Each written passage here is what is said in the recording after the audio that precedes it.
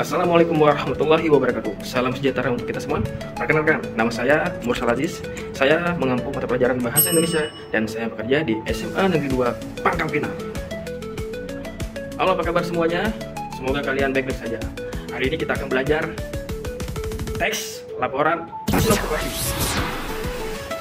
Baiklah, sebelum kita mulai pembelajaran tentang teks laporan hasil observasi, ada baiknya kita berdoa terlebih dahulu. Bismillahirrahmanirrahim. Baiklah, tujuan pembelajaran teks laporan hasil observasi yaitu agar peserta didik bisa berpikir kritis dan bisa menyusun teks laporan hasil observasi sesuai yang diharapkan. Apa itu teks laporan hasil observasi? Mari kita belajar. Teks laporan hasil observasi adalah suatu informasi berupa laporan dari hasil pengamatan. Baiklah, di dalam teks laporan hasil observasi mempunyai sifat. Ada 3 sifat yang harus kita ketahui. Yang pertama, bersifat objektif. Bersifat objektif ini berarti penilaiannya harus sesuai dengan hasil pengamatan. Tidak boleh dilebih-lebihkan, tidak boleh menggunakan asumsi pribadi. Harus sesuai dengan faktanya. Lalu, kedua, bersifat informatif. Bersifat informatif ini artinya memuat informasi agar pembaca mendapatkan ilmu pengetahuan dan wawasan. Lalu, yang ketiga, bersifat komunikatif. Bersifat komunikatif ini berarti menggunakan bahasa-bahasa yang mudah dipahami. Gak mungkin kan kita bikin teks laporan hasil observasi menggunakan bahasa yang sulit dipahami. Jadi harus menggunakan bahasa yang mudah dipahami. Lalu di dalam teks laporan hasil observasi mempunyai ciri-ciri. Yang pertama, objeknya harus tunggal, tidak boleh lebih dari satu objek. Contohnya, misalkan kita mau meneliti kucing, ya harus kita fokuskan ke kucing, tidak boleh mencari objek yang lain. Lalu kedua, ditulis secara lengkap. Ketiga, ditulis secara objektif, tidak boleh dilebih-lebihkan. Keempat, ditulis secara sistematis.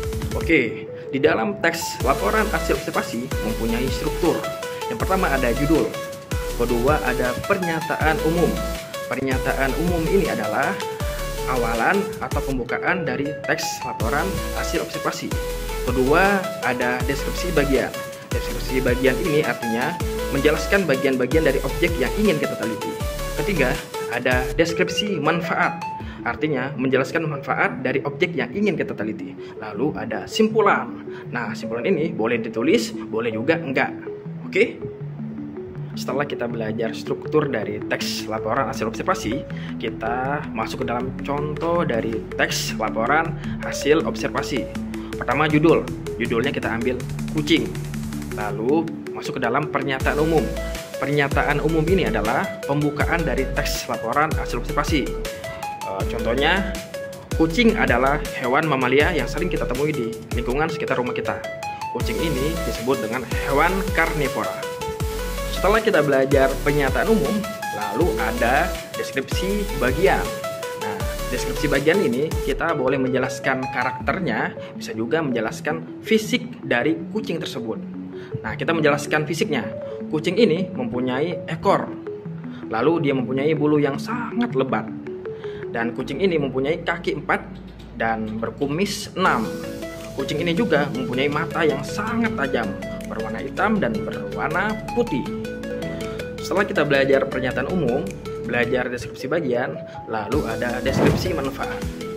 Nah, deskripsi manfaat ini, contohnya kan tadi kan kucing nih.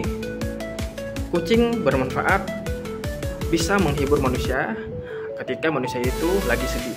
Dan kucing juga bisa menjadi teman bermain untuk kita. Kucing juga bisa berburu binatang kecil seperti tikus dan serangga. Lalu karakter dari kucing ini itu sebagai hewan yang periang, lincah, dan manja. Baiklah, sekarang kita belajar kaidah kebahasaan teks laporan hasil observasi. Tadi kita sudah belajar pengertiannya, lalu kita belajar sifat-sifatnya, ciri-cirinya, lalu strukturnya, dan contoh dari teks laporan hasil observasi. Sekarang kita masuk ke dalam kaidah kebahasaan. Nah, kaidah kebahasaan ini pertama ada frasa nomina. Frasa nomina ini artinya pendeskripsian. Kalau kita ingin mendeskripsikan sesuatu, itu harus menggunakan panca indera kita.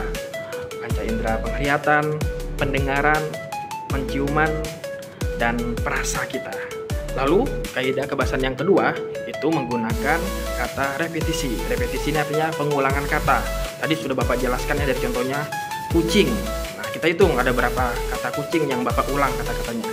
Ketika pengulangan kata itu masuk dalam repetisi. Nah, ada 8 kali Bapak mengulangi kata kucing. Mengulangi kata kucing ini masuk ke dalam repetisi.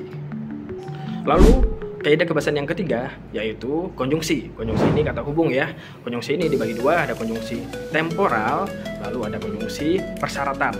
Konjungsi temporal ini contohnya, kemudian setelah itu contoh dari objek kucing tadi, kucing itu melihat tikus, kemudian dia berlari mengejarnya sampai tikus itu tertangkap. Seperti itu. Lalu ada konjungsi persyaratan. Konjungsi persyaratan ini kata kuncinya jika andai. Contohnya, jika kucing itu berdiam diri, mungkin dia tidak bisa menangkap tikus. Baiklah semuanya, alhamdulillah kita sudah selesai belajar teks, laporan, hasil observasi. Kita sudah belajar pengertiannya, sudah belajar sifatnya, sudah belajar ciri-cirinya, sudah belajar strukturnya, contohnya, dan kaidah kebahasannya. Semoga kalian semua mengerti dan paham ya. Jika belum mengerti, silahkan bertanya sama Bapak. Semoga kalian menjadi orang yang sukses semuanya. Tetaplah harus belajar karena masa depan itu ada di pundak kalian. Sekian dari Bapak. Semoga bermanfaat untuk kita semua. Wassalamualaikum warahmatullahi wabarakatuh.